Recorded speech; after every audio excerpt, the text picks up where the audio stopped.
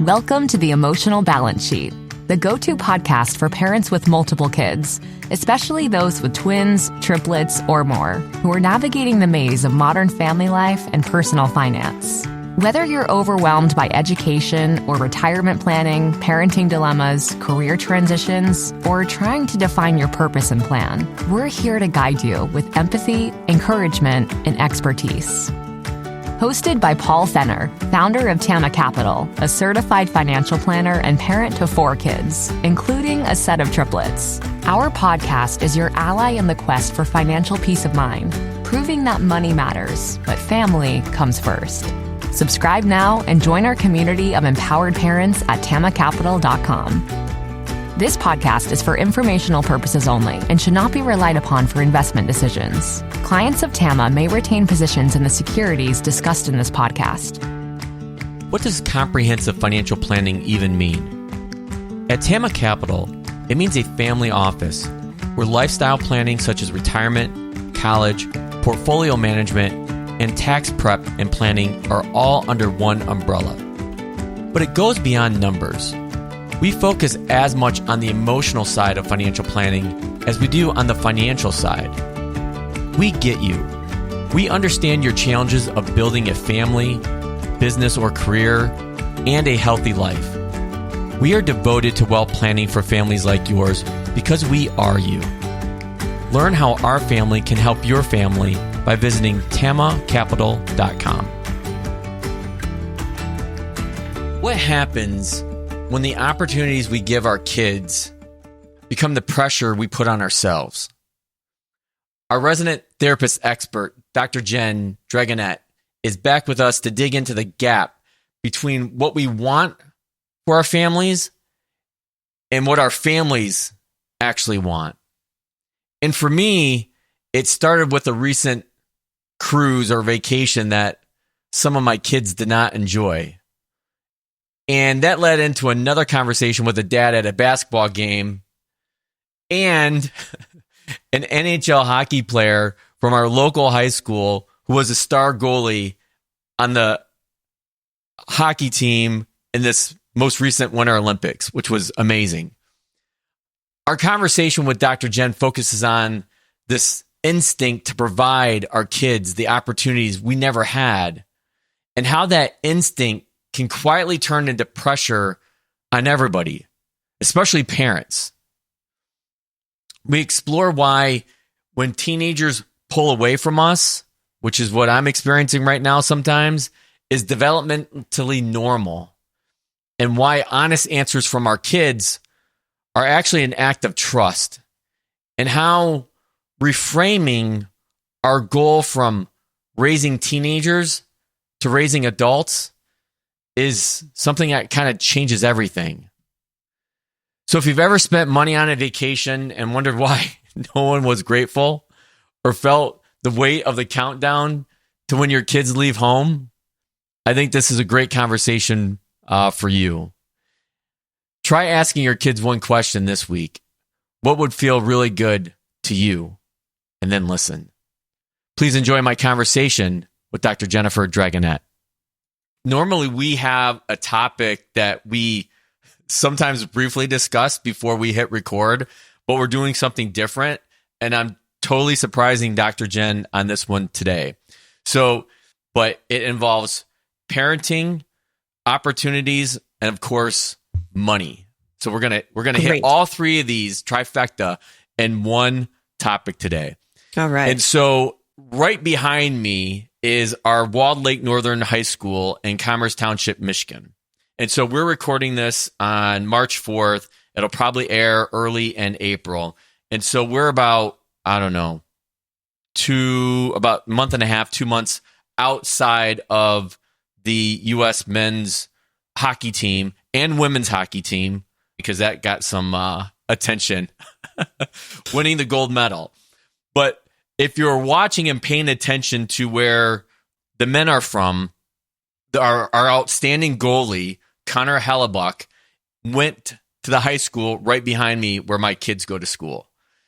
And one of the interesting threads, and the thing about the Olympics that I think most people like is the stories and how they set up the stories of all these amazing athletes and their backgrounds and whatnot.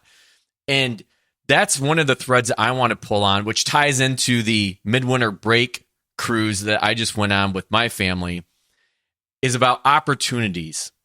And so Connor ended up making it into the NHL. He plays for the Winnipeg Jets in a very unorthodox manner.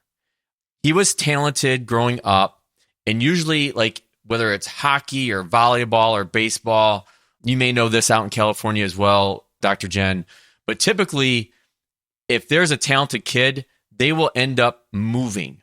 Like, they will go to a different state, travel extensively. I think we've kind of talked about this before. And one of the stories that kind of came out of this was that Connor's parents decided, no, we are not going to do this. We are going to keep our son playing club level hockey, which here in the Metro Detroit, Michigan area is pretty high.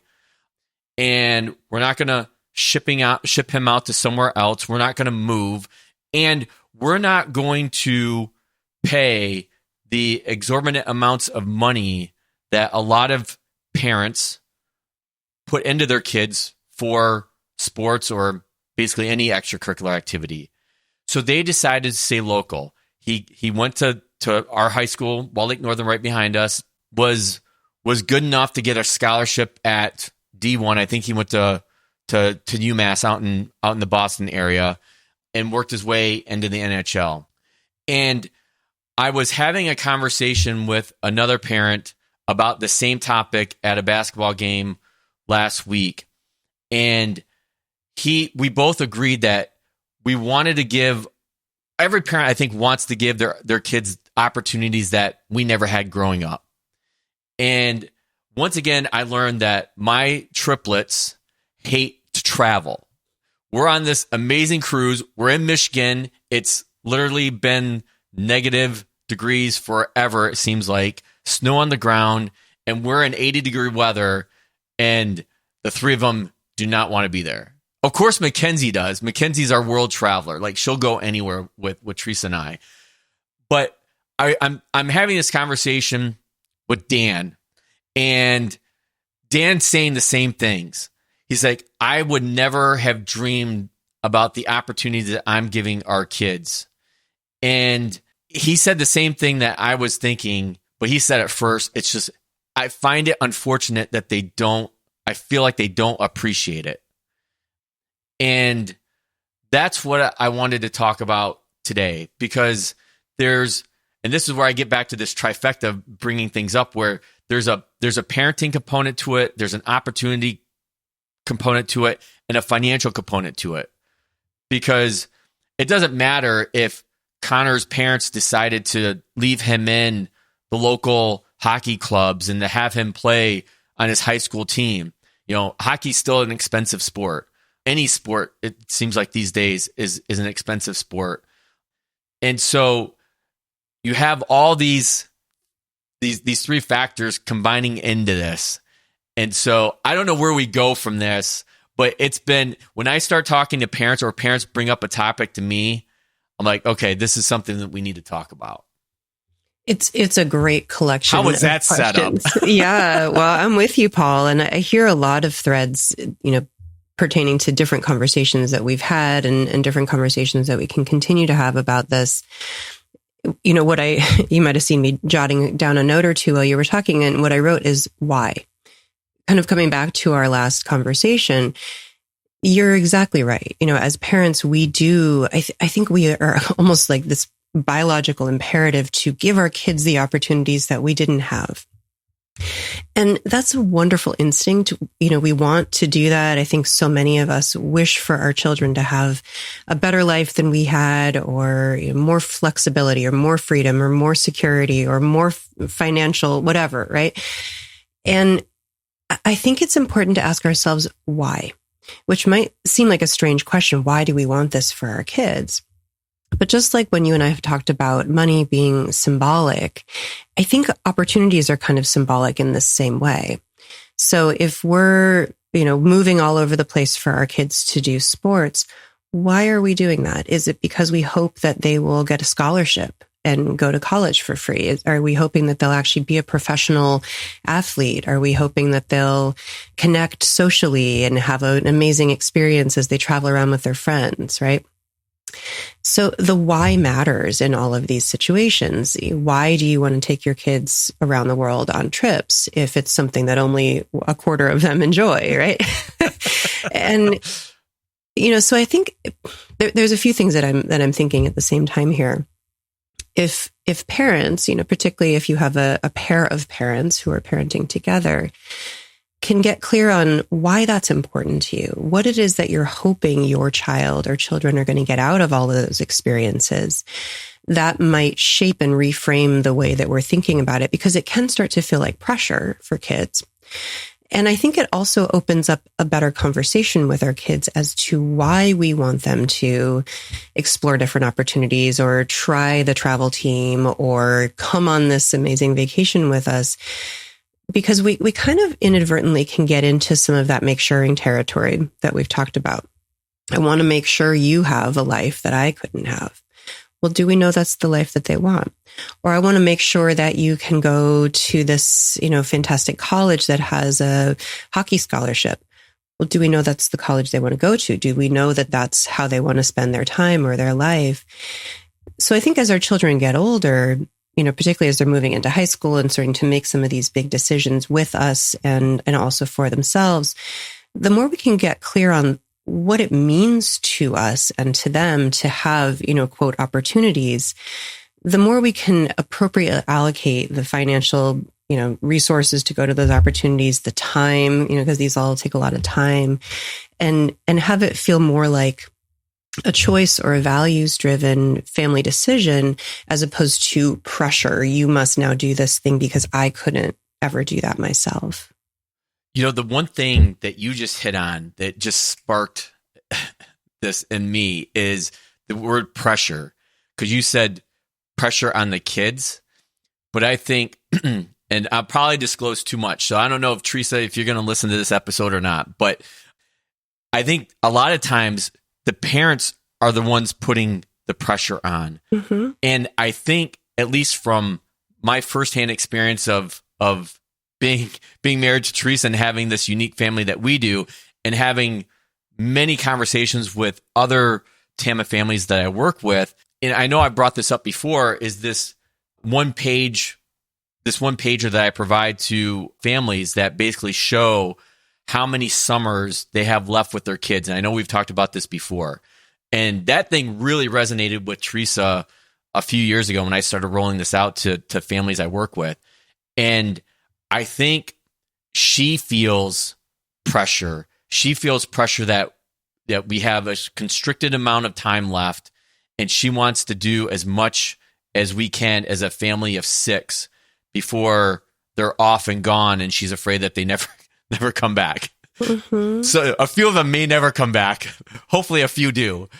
But I think that's, when I was listening to you say that, that's the thing that kind of sparked me, is like, as parents, we probably put a lot of pressure on ourselves. And I know, like, trying to create these opportunities and these once of lifetime experiences, and trying to throw that on our kids, to your point, that, that's not what they really want. I mean, at this stage of the game, they would much rather stay at home, whether it's because of, swim or being with their friends, or just staying home because they don't like to go anywhere. Mm-hmm. Yeah, I think it's so easy for everybody in these equations to feel pressure. And it also, it brings me back to that topic that I love to bring in here, which is asking versus guessing. I feel that as a parent. I have, my oldest is going into 9th grade. My youngest is going into 7th grade. I'm looking at this, like, we don't have a lot of summers left, particularly with both of them. And it's so easy to feel that pressure. I feel it too. And they probably do in different ways. And then we end up guessing. And I think the more stress, the more pressure, the more anxiety anybody feels, the more we're going to get into that guessing space. Well, I know we'll have this amazing family adventure, or we're going to pull everybody out of school and we're going to travel the world for a year, or we're going to go on a cruise, or we're going to double down on the travel sports or whatever it is. And that can feel like pressure on both sides. It can feel like pressure for parents to do this right, to do this perfectly. Somehow we might look back on our own childhoods and think, oh, I never got to do these things, or, what I would give to go back and have this time with my family. And our kids might feel pressure in different ways, right? As you said, they may be feeling pressure to spend some of those last summers with their friends, or working, or studying, or getting into school, or traveling, or doing the things that we want them to do. It's funny you mentioned studying, because Madison was on that cruise with all of her homework. Mm-hmm. Yeah. It's true. I wanted to take my oldest to a high school reunion of mine, and he was really nervous because it meant he would miss a couple of days of school, and that you'd have to make up that work, right? It's so interesting, right? The values. I'm thinking this is a once in a lifetime opportunity to see where I went to school. And he's thinking I'm going to have math homework, right? Right. And if I had insisted that he do that, what are we getting out of that experience? I'm there dragging my kid across the country. He's stressed. He's not enjoying it, right? So because we can talk about those things, I realized he doesn't care about that. It's not that important for me to have him there. I can leave him home and go on my own. And so I think if we can get into that asking space, and maybe I'll even use that conversation as an example, because I was really disappointed. I wanted to take my kids with me to this reunion, and I realized that I was applying pressure. I had decided it was going to be an amazing experience for all of us. And, with the years ticking out, I'm like, well, it's not going to happen again, right? 5 years from now, my oldest will be in college. There's no way he's going to come to a reunion with me. And then when we talked about it, I just said, I would like to do these things with you sometime. And he said, of course, let's find a time to do it that doesn't stress me out, or I'm not missing school. I'm like, well, that is a very reasonable approach to this problem. And my why was I wanted him to see where I went to school, which could be accomplished in all sorts of different ways. And his why was he didn't want to stress himself out. He didn't want to add things to his plate that were unnecessary. And I think oftentimes if we as families, even bigger families, can get clear on what's important to us all in this situation, for Teresa, and hi, Teresa, if you're listening, if there's pressure around, gosh, I have to maximize this time with my kids. And of course we want to.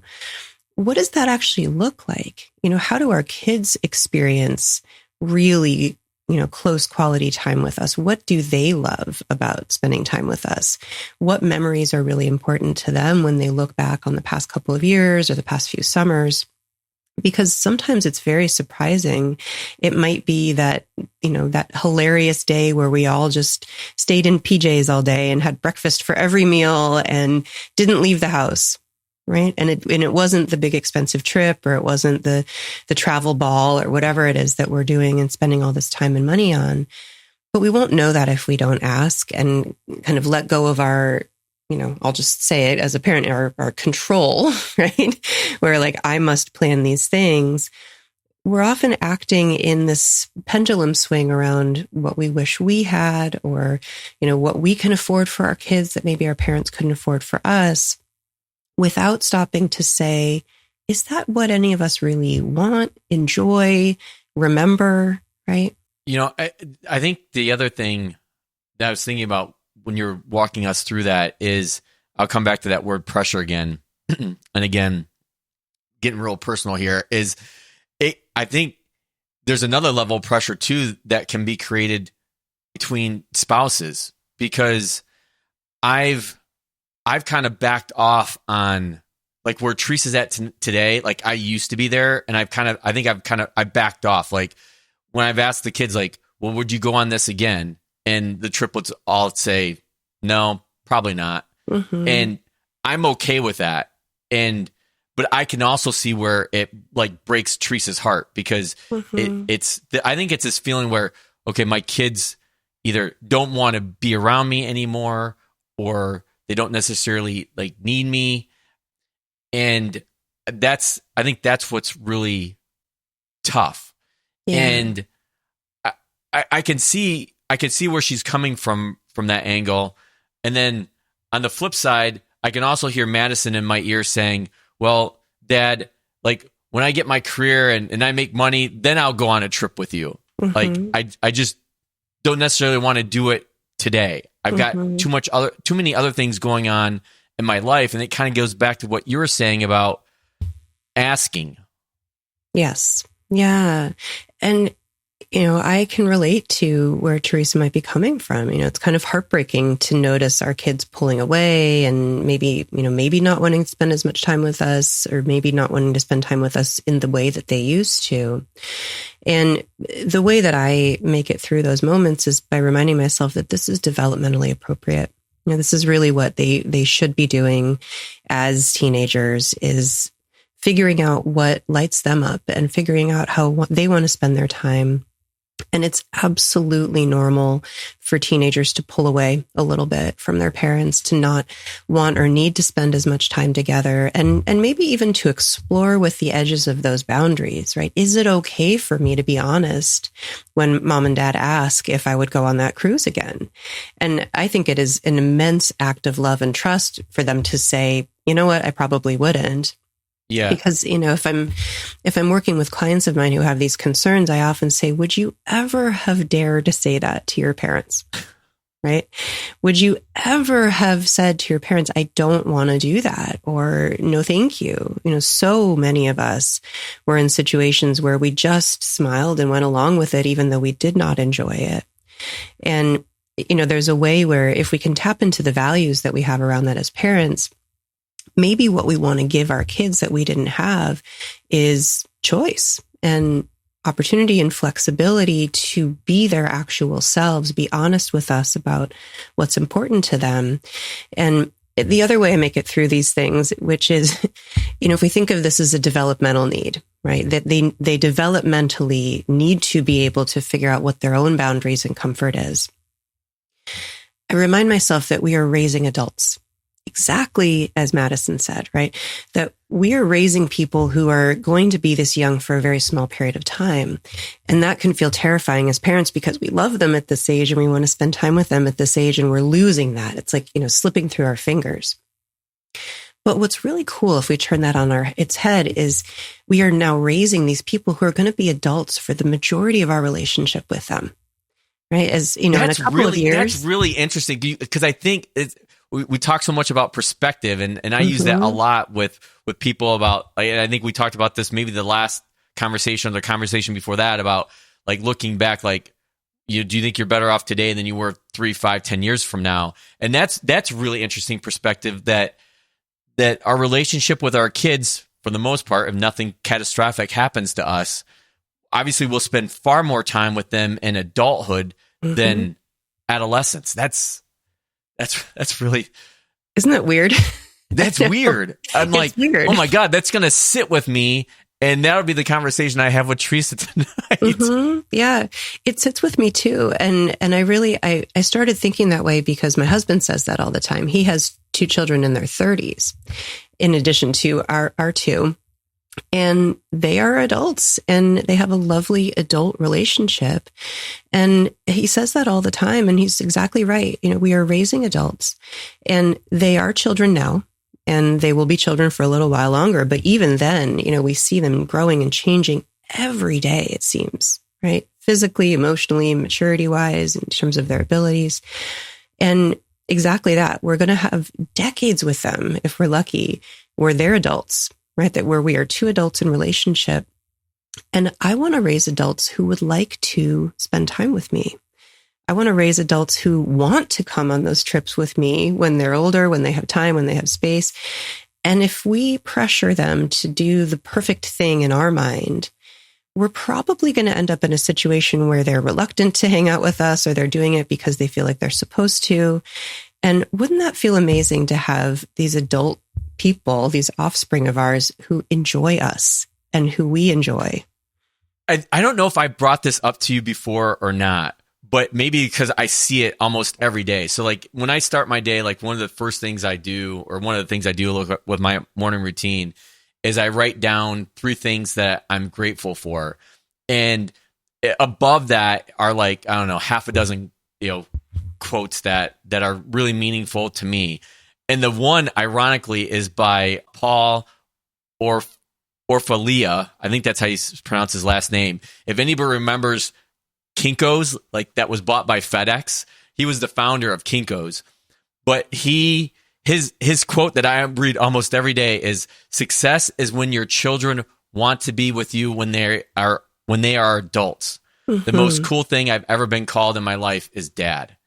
And I think maybe one where I actually get this benefit of being and doing what I do as an advisor and working with all these amazing families at TAMA is I've seen firsthand how adult kids come back and families plan trips or events, with their adult kids. Like I can tell you right now, I've got probably 2 families on college spring break right now doing things together that I know like Teresa would want to do with our kids right now, mm-hmm.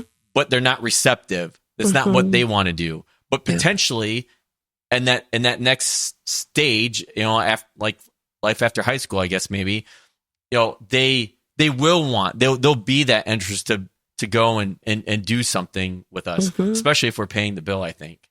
I think that makes a big difference. Yep. If we're paying the bill. And ironically, I think if we don't force them to do it exactly our way right now.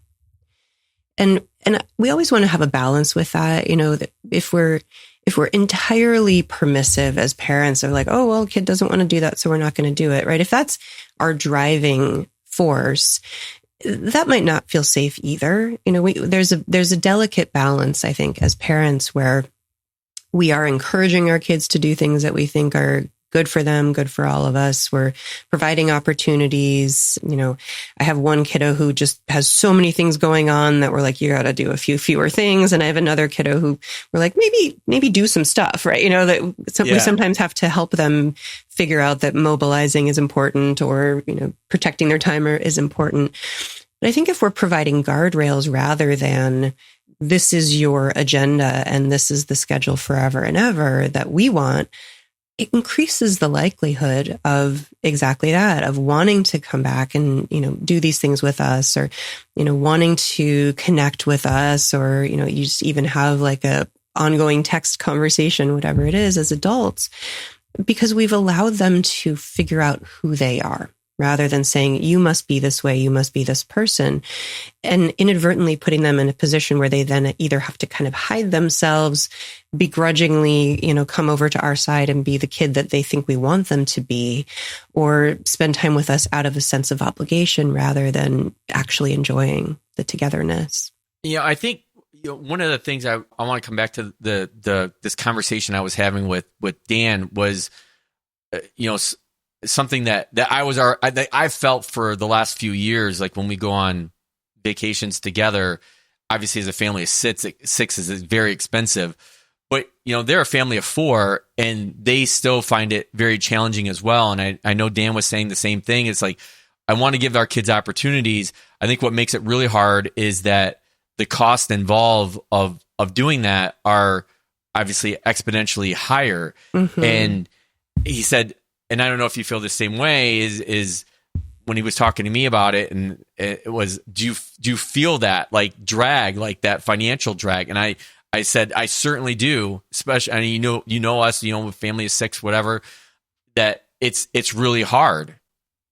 And fortunately we have the financial means to do things like that.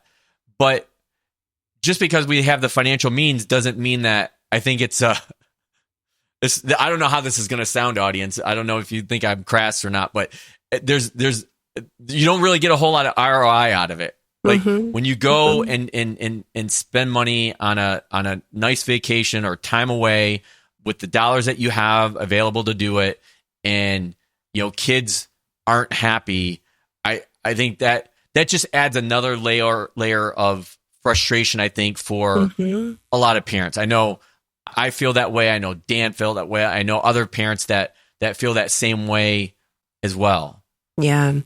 And it can add pressure, really coming back to that word. It goes back to adding more pressure. Here's the financial pressure of it all. Exactly. I'm laughing because I am thinking of a conversation with one of my clients a week or two ago who took their kids to a large theme park, which I will not name, but we can all kind of imagine a large theme park that's very, very expensive to go to.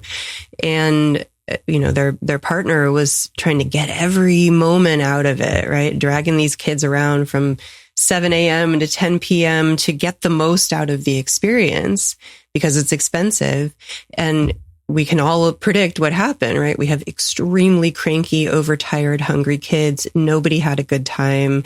The ROI was nil, right? And that was pressure based, right? And then the kids felt pressured to have a good time as though we can make that happen. And, so I think, again, for me, it comes back to what is it that we're actually trying to accomplish with this time, with this vacation? I think I've shared with you that on my summer vacations where I do take my kids on, kind of adventure time, they sat me down a couple of years ago and said, Mom, can we just have one adventure a day? Yes. Yeah. Right? I remember that. I remember you bringing that up in a conversation before. Mm-hmm. And that was me pressuring, like, we're here in this beautiful place. We've got to get all the adventure we can. And that wasn't working for them. Right. And if they hadn't been willing and brave enough and safe enough to tell me that, they would have been dragging around to all of the things I wanted to do, not having a good time, not looking forward to that vacation. I wouldn't have understood why everybody's cranky and grumpy because I'm having the time of my life. Right. And because we could have those conversations, we could figure out some workarounds. Okay, we do an adventure in the morning. I drop you back off at home and I go back out.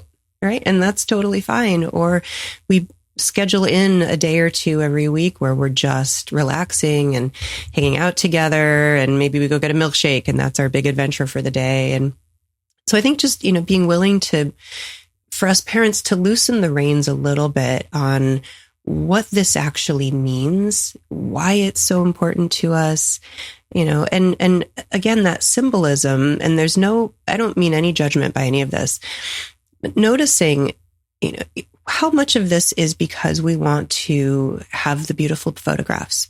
How much of it is because we want to come home and tell everybody what we did with our kids? How much of it is because you've mentioned, kind of the families that are spending a lot of money on vacations and we feel like we should be doing that too? Or is it like a checkbox that we think, well, we've got to get our kids to that big amusement park? Is that really important to us? Right. And one of the questions I ask myself and my clients sometimes is, if you could not post this on social media, what would you actually want to do? Right. Or if you couldn't tell anybody about your vacation with your kids, what would you really want to do?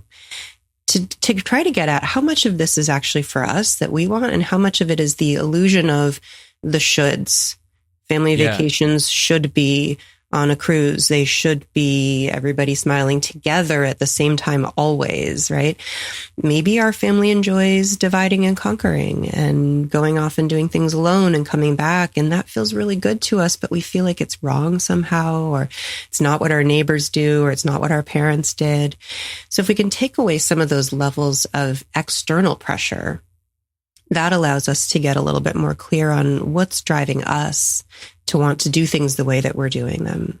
That's another word we've used a lot today. Perspective. That's really good perspective. Where would you want to go if you didn't have to tell anybody about it? If you didn't have to put it on Instagram or somewhere like that? And I just know my answer was I was still getting on that boat because I wanted out of this miserable weather. And for the longest time, like, I didn't even know like where the boat was going. I just knew we were going to be in the Caribbean somewhere. And unfortunately, Teresa does an amazing job at planning these things. And I just kind of show up and do what I'm kind of told and help orchestrate some things. But like, to me, like, I just wanted out. Like, and going back to like kind of communicating, I think you kind of alluded to this before, and I know we'll probably wrap up here in a minute, but I think one of the other takeaways from our conversation that I have today, and hopefully the audience gets this as well, is to have conversations with your kids about what they want to do and the why, as you mentioned at the beginning, why behind it. Because I know going back and thinking through this time and trying to get away, I was pretty vocal with my 4 kids about, hey, it's been a really brutal winter here. I need a break.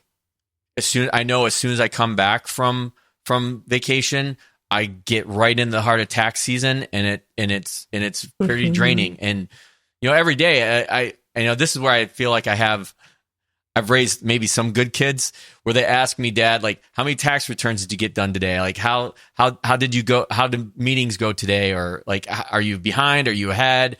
And so hopefully I've created awareness for them. Just like I want to create a situation where they're open to being able to tell me honest answers. Like when we got off the cruise, we asked, would you ever want to do this again? And they, 2 or 3 of them said no. Like, I appreciated that. Teresa probably had a different feeling about that, but it goes back to like, the example that you gave with your boys and an event, one adventure every day, I think is having that, trying to have that openness with the kids to be able to invite honest dialogue. Absolutely. Yeah. I think that dialogue, if we can reorient to, the honesty as the currency, that feels different to me, right? Because of course I want, in an ideal world, you get off the cruise and you're like, would you want to do that again? And the kids are like, yes, we'd love to do that again. And that would feel so good to everybody. And if that's not actually how they're feeling, I'd rather know that. Right. Rather than what so many of us would have done as kids, like, yeah, sure. Sounds good. Right. And then we don't really know. We don't really have that sense of togetherness. I think the other thing that I just want to add in here before we end is it is important and fine to also have balance with this. So I know I touched on this briefly that, what I'm not recommending is just this entirely permissive brand of parenting where like whatever the kids want is what we do and it doesn't matter what the parents want. That's not great for kids either. Right. It is absolutely okay. And I think actually really important for us parents to say what's important to us and what is meaningful to us, to have a vote, to have a say. And even when my kids were very small, I wanted them to be with me while I did things I enjoyed. And I wanted them to see that I have interests and I have activities and they might change and shift and grow over time. And one of the things that makes me the happiest is when my kids really know me and I really know them. And so we don't have to just, subvert all of our wishes and desires. If you want to go on a cruise because that lights you up and gets you out of the, dreary midwinter and gets you ready for tax season, it is fair to want to do that. It's even fair to drag your kids along sometimes. As long as we're finding a balance and creating space for them to have that experience be a little bit more what they want or have different experiences sometimes that we talk about. Okay, this is for Dad. This is for you guys, right? This is for one of you that really wanted this. Because we are humans too. And just coming back to that idea of raising adults, we want to raise adults that we have real relationships with. It lit me up the other day when one of my kids said, Mom, you really like learning stuff, don't you? And I said, I really do. How can you tell? And they said, well, you're learning bass and you're so excited about it, right? I'm like, wow, you're paying attention, right? And I think us all paying attention to each other is the key. And it's not to say that parents who, are wanting their kids to love the things that they love aren't paying attention to them. But I think, we can have all of this pressure to create a quote unquote better life for our kids without really knowing what that means to them and what that would look like to them. So I just recommend opening up that dialogue. And, if any parents are listening who are recognizing themselves as having been pressuring, just name it. Right? It's okay. And we don't lose anything. And often we really gain our kids' respect if we say, you know what? I realized the last few vacations have been stuff that we enjoyed, and that might not have felt great to you. Right? Sorry about that. What would feel really good to you? Or, it's going to still have to be a cruise because Dad needs a cruise, but what type of a cruise or where shall we go? Right? To just make it a dialogue. Well, for an off the cuff, unannounced conversation topic, you hit on all cylinders again, Dr. Jen. So I can't thank you enough for all your insights and hopefully listeners will, there's a lot to take away from this conversation as well. So thanks again, and I'll look forward to seeing you next month. Okay, thanks, Paul. It's always great to talk with you.